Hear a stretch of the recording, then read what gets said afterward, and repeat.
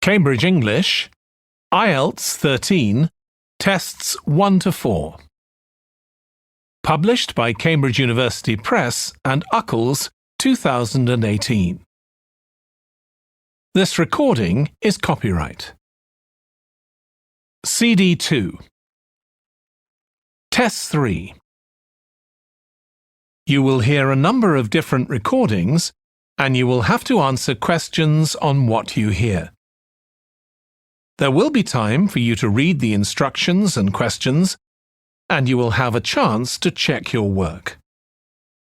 All the recordings will be played once only. The test is in 4 sections. At the end of the test, you will be given 10 minutes to transfer your answers to an answer sheet. Now turn to Section 1.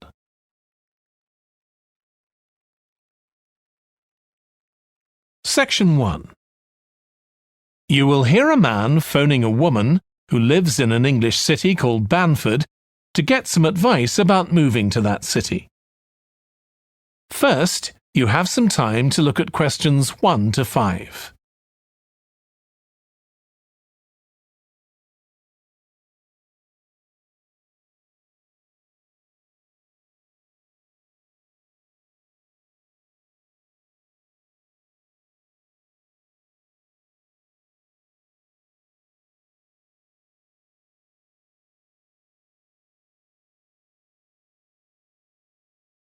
You will see that there is an example that has been done for you. On this occasion only, the conversation relating to this will be played first. Hello, Linda speaking. Oh, hi, Linda. This is Matt Brooks. Alex White gave me your number. He said you'd be able to give me some advice about moving to Banford. Yes, Alex did mention you. How can I help? Well, first of all, which area to live in? Well, I live in Dalton, which is a really nice suburb. Not too expensive, and there's a nice park. Linda recommends a suburb called Dalton, so Dalton has been written in the space. Now we shall begin. You should answer the questions as you listen because you will not hear the recording a second time. Listen carefully and answer questions 1 to 5. Hello, Linda speaking. Oh, hi, Linda. This is Matt Brooks. Alex White gave me your number. He said you'd be able to give me some advice about moving to Banford. Yes, Alex did mention you. How can I help? Well, first of all, which area to live in? Well, I live in Dalton, which is a really nice suburb. Not too expensive, and there's a nice park. Sounds good. Do you know how much it would be to rent a 2-bedroom flat there? Yeah, you should be able to get something reasonable for £850 per month. That's what people typically pay. You certainly wouldn't want to pay more than £900. That doesn't include bills or anything. No, that sounds all right. I'll definitely have a look there. Are the transport links easy from where you live? Well, I'm very lucky. I work in the city centre, so I don't have to use public transport. I go by bike. Oh, I wish I could do that. Is it safe to cycle around the city? Yes, it's fine. And it keeps me fit. Anyway, driving to work in the city centre would be a nightmare because there's hardly any parking. And the traffic during the rush hour can be bad. I'd be working from home, but I'd have to go to London 1 or 2 days a week. Oh, that's perfect. Getting to London is no problem. There's a fast train every 30 minutes, which only takes 45 minutes. That's good. Yeah, the train service isn't bad during the week, and they run quite late at night. It's weekends that are a problem. They're always doing engineering work, and you have to take a bus to Haddam and pick up the train there, which is really slow. But other than that, Banford's a great place to live. I've never been happier. Before you hear the rest of the conversation, you have some time to look at questions 6 to 10.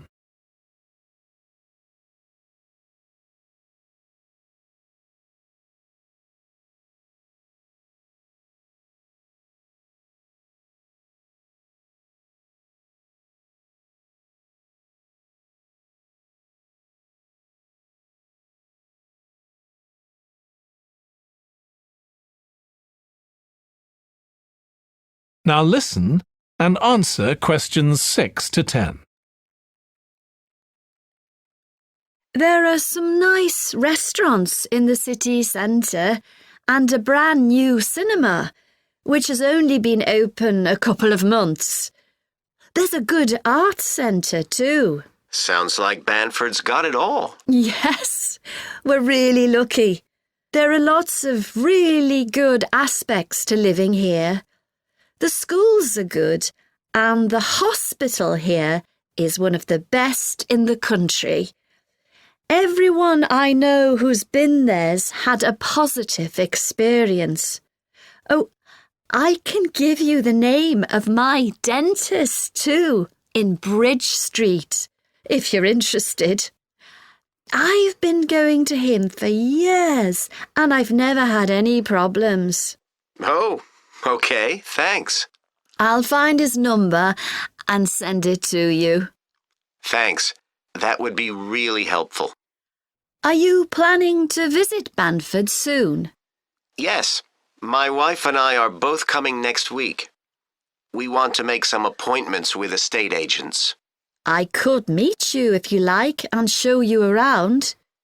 Are you sure? We'd really appreciate that.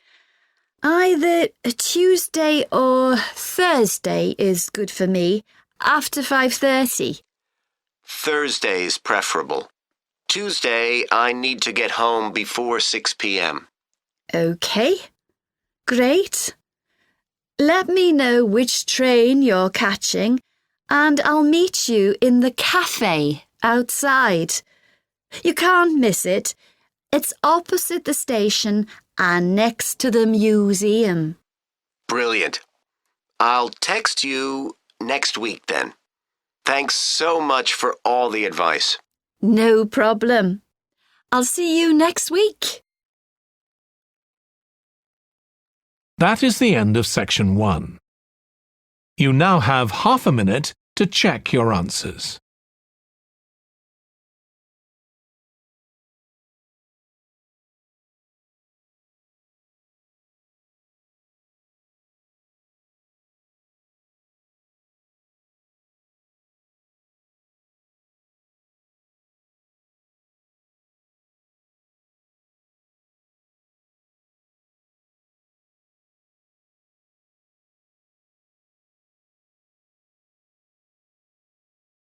Now turn to section 2.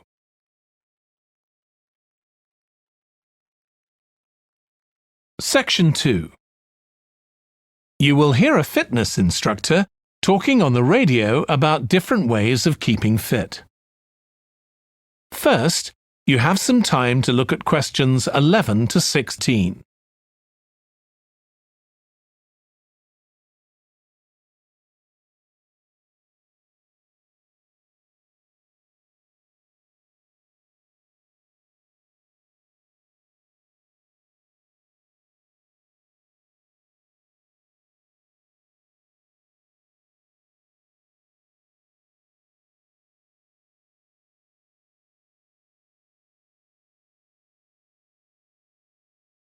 Now listen carefully and answer questions 11 to 16. So, if you're one of those people who hasn't found the perfect physical activity yet, here are some things to think about which might help you make the right decision for you. The first question to ask yourself is whether you would enjoy training in a gym. Many people are put off by the idea of having to fit a visit to the gym into their busy day. You often have to go very early or late, as some gyms can get very crowded. But with regular training, you'll see a big difference in a relatively short space of time. Running has become incredibly popular in recent years. That's probably got a lot to do with the fact that it's a very accessible form of exercise. Anyone can run, even if you can only run a few meters to begin with. But make sure you get the right shoes. It's worth investing in a high-quality pair, and they don't come cheap. Another great thing about running is that you can do it at any time of day or night. The only thing that may stop you is snow and ice. Swimming is another really good way to build fitness. What attracts many people is that you can swim in an indoor pool at any time of year. On the other hand, it can be quite boring or solitary. It's hard to chat to people while you're swimming lengths. Cycling has become almost as popular as running in recent years. That's probably because, as well as improving their fitness, many people say being out in the fresh air in a park or in the countryside can be fun, provided the conditions are right, of course. Only fanatics go out in the wind and rain. Yoga is a good choice for those of you looking for exercise which focuses on developing both a healthy mind and body. It's a good way of building strength, and with the right instructor, there's less chance of hurting yourself than with other more active sports. But don't expect to find it easy. It can be surprisingly challenging, especially for people who aren't very flexible. Getting a personal trainer is a good way to start your fitness program. Obviously, there can be significant costs involved, but if you've got someone there to encourage you and help you achieve your goals, you're less likely to give up. Make sure you get someone with a recognised qualification, though, or you could do yourself permanent damage. Before you hear the rest of the radio programme, you have some time to look at questions 17 to 20.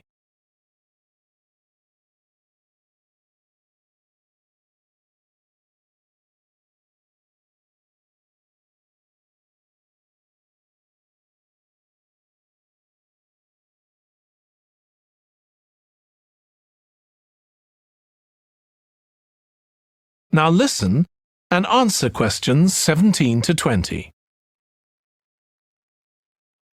Whatever you do, don't join a gym unless you're sure you'll make good use of it. So many people waste lots of money by signing up for membership and then hardly ever go. What happens to their good intentions?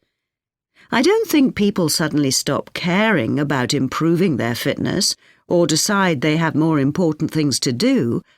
I think people lose interest when they don't think they're making enough progress.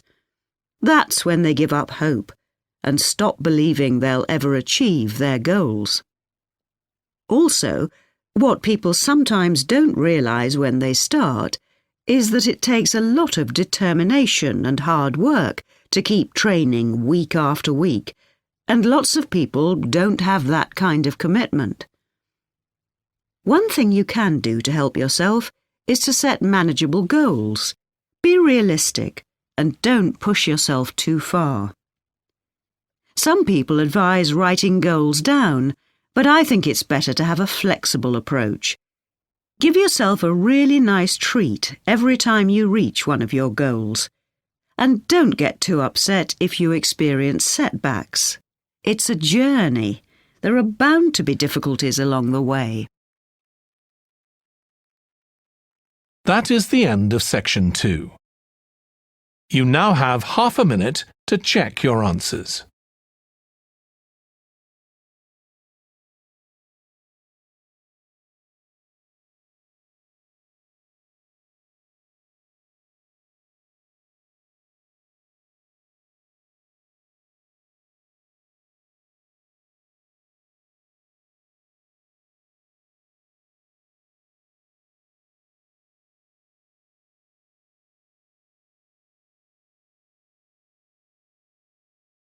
Now turn to Section 3.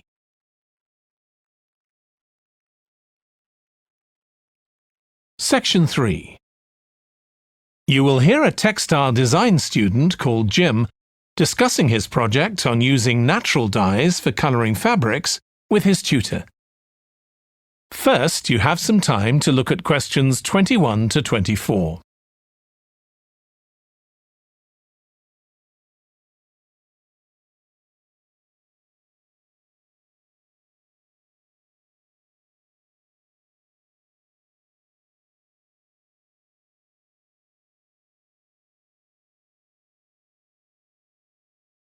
Now listen carefully and answer questions 21 to 24. OK, Jim, you wanted to see me about your textile design project. That's right. I've been looking at how a range of natural dyes can be used to colour fabrics like cotton and wool. Why did you choose that topic? Well, I got a lot of useful ideas from the museum, at that exhibition of textiles. But I've always been interested in anything to do with colour. Years ago, I went to a carpet shop with my parents when we were on holiday in Turkey, and I remember all the amazing colours. They might not all have been natural dyes. Maybe not, but for the project, I decided to follow it up. And I found a great book about a botanic garden in California that specialises in plants used for dyes. OK, so in your project, you had to include a practical investigation. Yeah. At first I couldn't decide on my variables. I was going to just look at one type of fibre, for example, like cotton. And see how different types of dyes affected it? Yes. Then I decided to include others as well. So I looked at cotton and wool and nylon. With just one type of dye? Various types, including some that weren't natural, for comparison. OK. So I did the experiments last week. I used some ready-made natural dyes. I found a website which supplied them. They came in just a few days, but I also made some of my own. That must have taken quite a bit of time. Yes. I thought it'd just be a matter of a teaspoon or so of dye, and actually that wasn't the case at all. Like, I was using one vegetable, a beetroot, for a red dye, and I had to chop up a whole pile of it. So it all took longer than I'd expected. One possibility is to use food colourings. I did use one. That was a yellow dye, an artificial one. Tartrazine? Yeah, I used it on cotton first. It came out a great colour. But when I rinsed the material, the colour just washed away. I'd been going to try it out on nylon, but I abandoned that idea. Were you worried about health issues? I thought if it's a legal food colouring, it must be safe. Well, it can occasionally cause allergic reactions, I believe. Before you hear the rest of the discussion, you have some time to look at questions 25 to 30.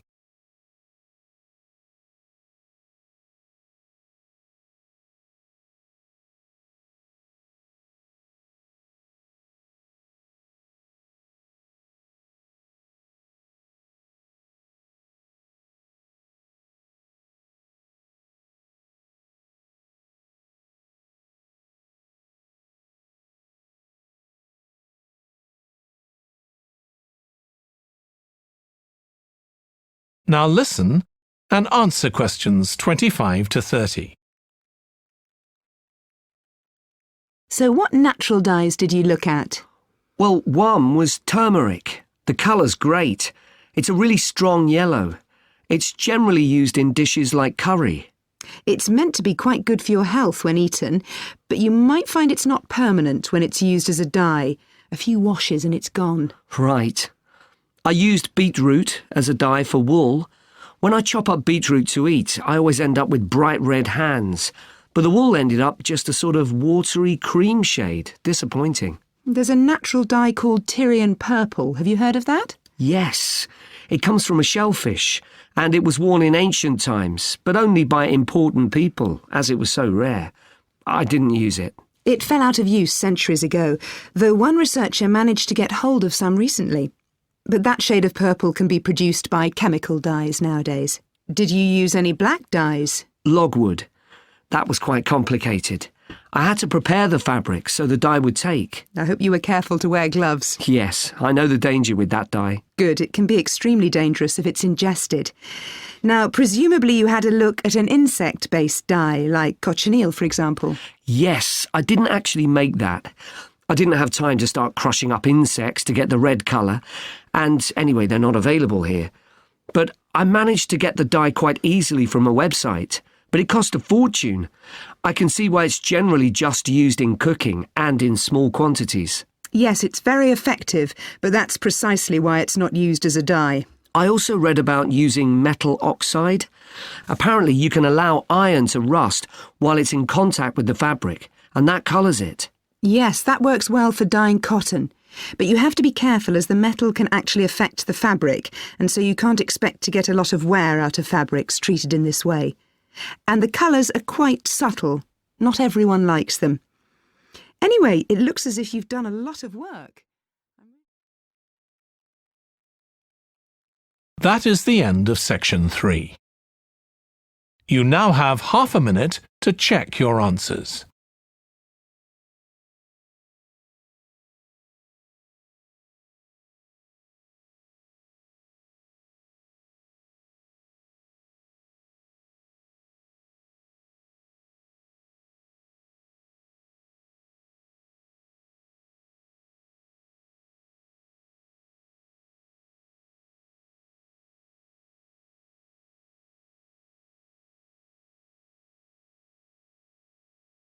Now turn to section 4.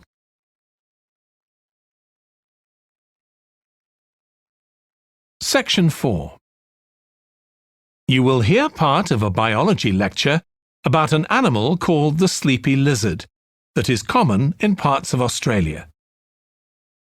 First, you have some time to look at questions 31 to 40.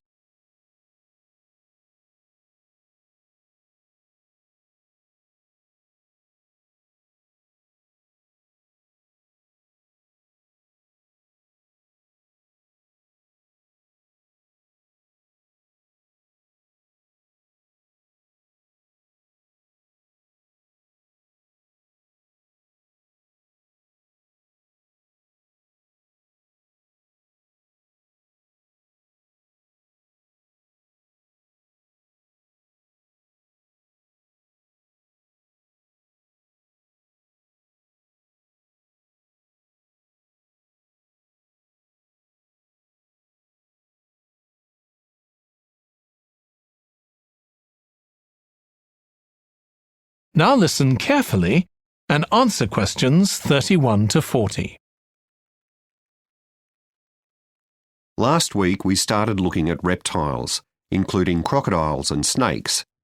Today, I'd like us to have a look at another reptile, the lizard, and in particular, at some studies that have been done on a particular type of lizard whose Latin name is Tiliqua rugosa. This is commonly known as the sleepy lizard because it's quite slow in its movements and spends quite a lot of its time dozing under rocks or lying in the sun. I'll start with a general description. Sleepy lizards live in Western and South Australia, where they're quite common. Unlike European lizards, which are mostly small, green and fast-moving, sleepy lizards are brown, but what's particularly distinctive about them is the colour of their tongue, which is dark blue, in contrast with the lining of their mouth, which is bright pink. And they're much bigger than most European lizards. They have quite a varied diet, including insects and even small animals, but they mostly eat plants of varying kinds. Even though they're quite large and powerful, with strong jaws that can crush beetles and snail shells, they still have quite a few predators. Large birds like cassowaries were one of the main ones in the past, but nowadays they're more likely to be caught and killed by snakes. Actually, another threat to their survival isn't a predator at all, but is man-made. Quite a large number of sleepy lizards are killed by cars when they're trying to cross highways. One study carried out by Michael Freak at Flinders University investigated the methods of navigation of these lizards. Though they move slowly, they can travel quite long distances. And he found that even if they were taken some distance away from their home territory, they could usually find their way back home as long as they could see the sky. They didn't need any other landmarks on the ground.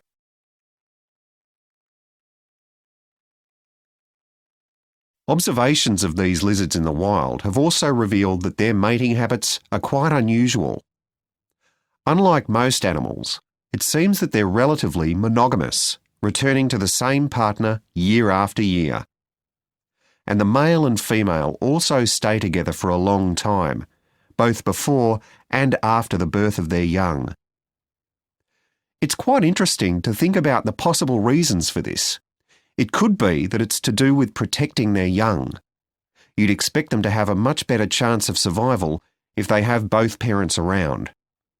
But in fact, observers have noted that once the babies have hatched out of their eggs, they have hardly any contact with their parents. So there's not really any evidence to support that idea. Another suggestion's based on the observation that male lizards in monogamous relationships tend to be bigger and stronger than other males. So maybe the male lizards stay around so they can give the female lizards protection from other males. But again, we're not really sure. Finally, I'd like to mention another study that involved collecting data by tracking the lizards. I was actually involved in this myself. So we caught some lizards in the wild and we developed a tiny GPS system that would allow us to track them, and we fixed this onto their tails.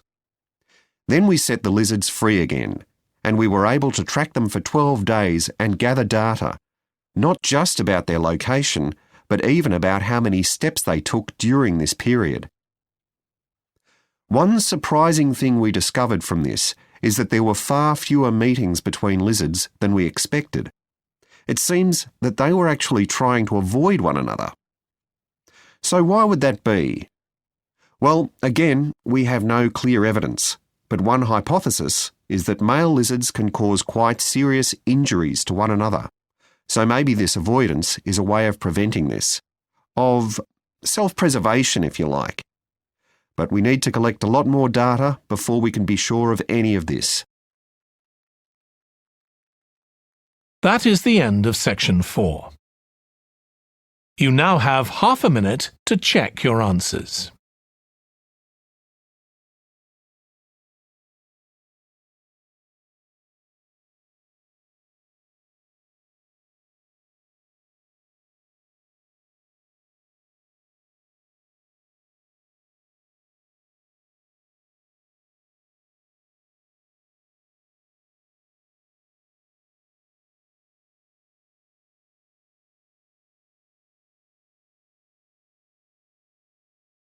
That is the end of the listening test. In the Ielts test, you would now have 10 minutes to transfer your answers to the answer sheet.